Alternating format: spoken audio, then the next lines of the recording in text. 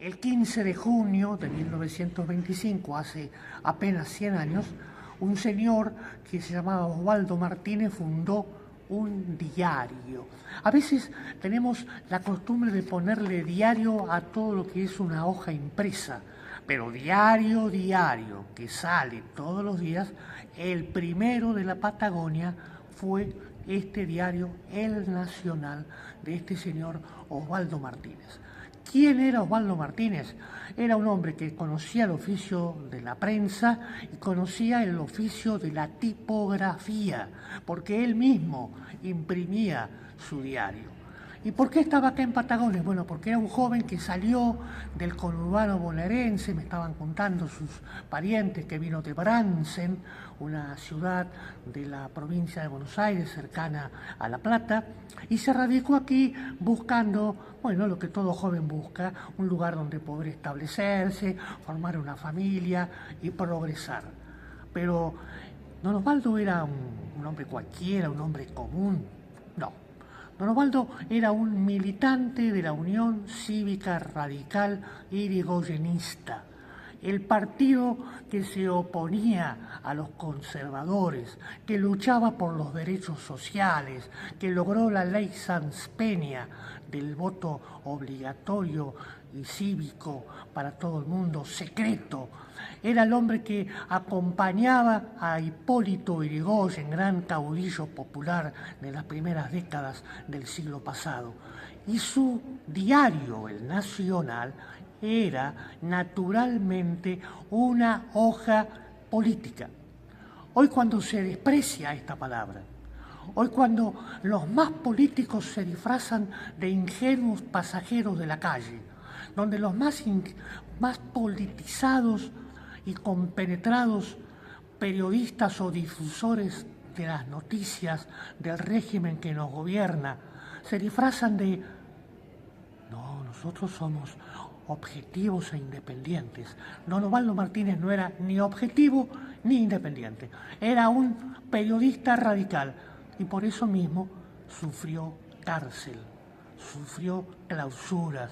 Cuando cae el gobierno de don Hipólito Yrigoyen en septiembre de 1930, Osvaldo Martínez fue preso y su diario estuvo un par de semanas clausurado hasta que con valentía, con mucho coraje, lo volvió a publicar.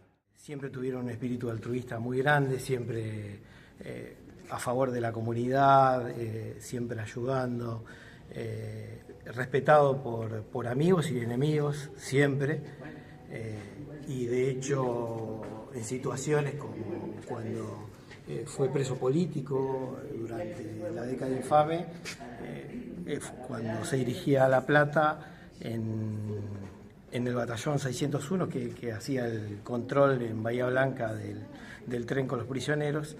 Osvaldo iba sin esposas, o sea, no estaba arrestado, pero iba sin esposas, y cuando el militar le pregunta por qué el prisionero iba sin las esposas, el custodio, que era un policía o un militar de la zona, le dice: ¿cómo le voy a colocar esposas a don Osvaldo Martínez? Entonces eso resume lo que él era como persona.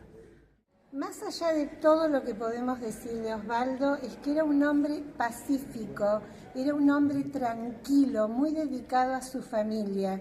Mi mamá siempre nos contaba que después de almorzar le encantaba tomar sol, salir con su esposa al patio, y le prohibía que levantara la mesa. Él quería esa sobremesa donde poder charlar en familia.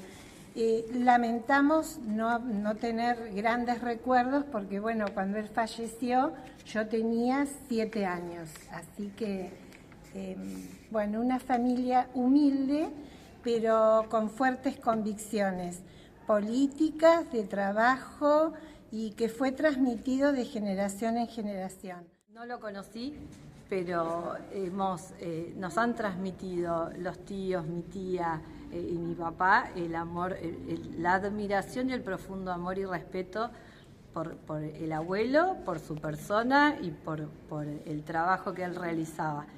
Quiero contar una anécdota chiquitita que me pasó a mí, digamos, que es que siendo reportera gráfica y trabajando desde hace muchos años en redacciones, con periodistas, con impresores y todo, admiro aún más el trabajo que hacía el abuelo, que siendo él solo o 2 colaboradores, podía hacer como tipógrafo, escribir la noticia, imprimirla, salir a buscarla. Y bueno, todo el proceso que él hacía me hace admirarlo aún más, así que ese es mi recuerdo que tengo del abuelo. Hay una cuestión que tiene que ver con la pasión y con los principios. En esto hay que decir que este diario era un diario que tenía un fuerte posicionamiento político, en un contexto muy complejo, sobre todo cuando inicia su actividad en la década del 20 y del 30, lo que llevó a su fundador, bueno, a ser encarcelado, a sufrir atentados en su imprenta, y bueno, esta cuestión me parece algo muy importante a resaltar en todo momento, ¿no? Pero sobre todo en estos momentos, y es parte del homenaje, ¿no? Esta actividad constante, insisto con esto de que el Nacional era un diario, es decir, que salía todos los días.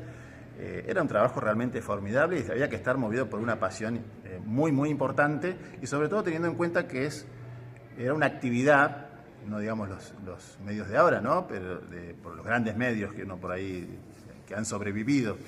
Pero en ese momento era una actividad que económicamente no era muy redituable, es decir, que en general esto daba pérdidas, así que también había que hacerse el tiempo, además de ser redactor, de ser corrector, de ser editor y de ser tipógrafo, había que hacerse el tiempo también de hacer impresiones de obra, lo que es recibos, formularios, ese tipo de cosas, tarjetas, bueno, para poder, esos eran los verdaderos ingresos de la imprenta, no el diario en sí. Así que bueno, es una historia de perseverancia, de lucha, de mucho trabajo.